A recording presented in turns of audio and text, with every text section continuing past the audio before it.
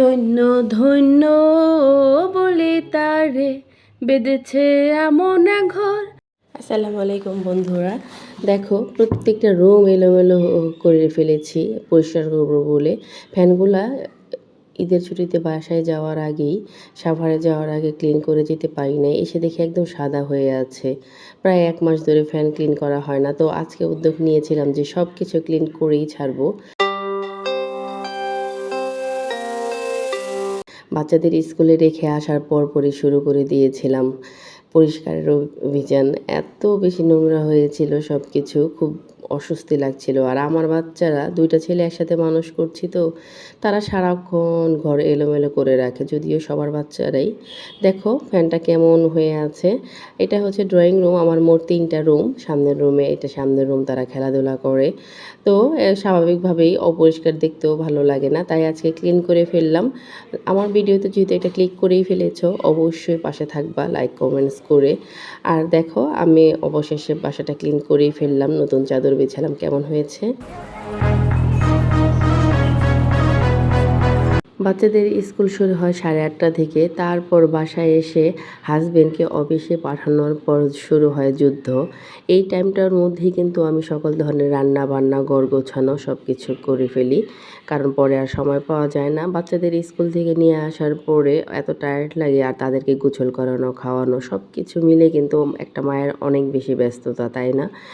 বন্ধুরা, আমার ভিডিওতে যদি কষ্ট করে একটা ক্লিক করে থাকো, অবশ্যই লাইক কমেন্ট সাবস্ক্রাইব করে পাশে থাকবা, এটা আমার একটা রিকোয়েস্ট।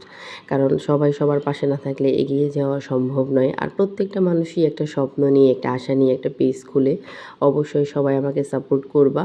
তো আমার এই যে 2টা রুমের মধ্যে এটা আরেকটা রুম। এই ওয়ারড্রপটা, সরি আলমারিটা আর খাটটা আমি একটু ম্যাচিং করে নিয়েছি। সবাই বলবা কেমন হয়েছে। আর এই যে দেখো আমার ড্রয়িং রুম।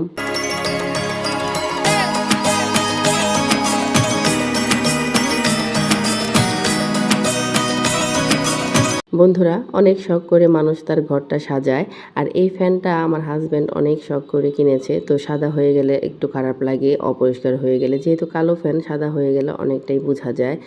আর প্রত্যেকটা জিনিসই আসলে মানুষের খুব শখের থাকে।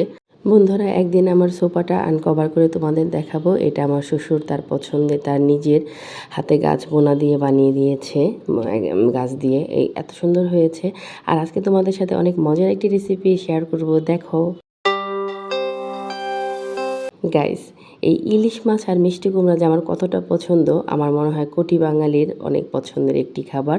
মিষ্টি কুমড়া দিয়ে ইলিশ মাছ আমার তো অনেক বেশি ভালো লাগে গাইস। তোমাদের কেমন লাগে অবশ্যই জানাবা। তো এটা রান্না করার জন্য মিষ্টি কুমড়াগুলো কিন্তু আমি এইভাবে কেটে নিই, স্লাইস করে। তোমরা কীভাবে কাটো অবশ্যই জানাবা। আর তার জন্য কাঁচামরিচ বেটে নিয়েছি, আদা রসুন বাটা, কিছু পেঁয়াজ কুচি। তো আমার এত বেশি ভালো লাগে। আর ইলিশ মাছ আনলে আমি কখনোই কেটে রাখি না, শুধুমাত্র মাছের আঁশটা ক্লিন করে ফ্রিজে রেখে দিই। ওই অবস্থায় যদি বের করে কাটি তাহলে মাছটা কিন্তু অনেক বেশি ফ্রেশ লাগে। তো ধোয়ার পরে আমি লবণ দিয়ে একটু হালকা মেখে রাখি মাছটা, তাহলে সুন্দর মশলা ঢোকে। আর এখানে প্রত্যেকটা জিনিস রেডি করে নিয়েছি। আর তেলের ওপর পেঁয়াজ দিয়ে হালকা একটু ব্রাউন কালার করে, তারপর প্রত্যেকটা মশলা একে একে দিয়ে সুন্দর করে গাইস মশলাটা কষিয়ে নিতে হবে। মেয়েদের কিন্তু রান্না করাটা একটা আর্ট। প্রত্যেকটা মানুষই রান্না করতে জানে, কিন্তু তারপরেও সবার হাতের রান্না কিন্তু মজা হয় না গাইস, তাই না? তো এই যে দেখো, আদা রসুন বাটা, কাঁচামরিচ বাটা সব কিছু দিয়ে আমি কিন্তু মশলাটা কষানোর পরে তারপর মিষ্টি কুমড়োটা দিলাম। আমার কাছে কিন্তু মানে বারবার বললে তোমরা কি মনে করবে জানি না, কিন্তু আমার কাছে খুব ভালো লাগে। তোরা একটা ভিডিও অনেক কষ্ট করে বানাই, বিশ্বাস করো। আমার 2টা বাচ্চা এত দুষ্টামি করে, তাদের পড়াশোনা মেনটেন করে, সকল কাজ করে, কাজগুলো করতে কিন্তু অনেক কষ্ট হয়। সবাই অবশ্যই সাপোর্ট করবা প্লিজ। আর আমার বাচ্চাদের ছুটির সময় হয়ে গিয়েছিলো, ওই ফাঁকে আবার দৌড়িয়ে তাদেরকে আনতে গিয়েছিলাম, যদিও বাসা থেকে খুব দূরে না। পরে তারা এই যে স্কুলের সামনে আম মাখা খাবে, যদিও আমার ঘরেও আম আছে, খাবে, তো নিয়ে আসলাম। বাচ্চারা কিছু খেতে চাইলে আসলে না করতে পারি না। তরকারিটা হওয়া একটু বাকি ছিল, তাই এসে আমি তরকারিটা হালকা ডিম আঁচে দিয়ে দিয়েছিলাম।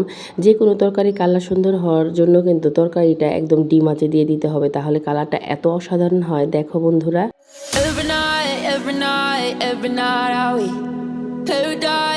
আমার তো অনেক বেশি প্রিয় এই তরকারিটা। তোমাদের কার কার ভালো লাগে অবশ্যই কিন্তু জানিয়ে যাবে। পাশে থাকতে ভুলে যেও না বন্ধু।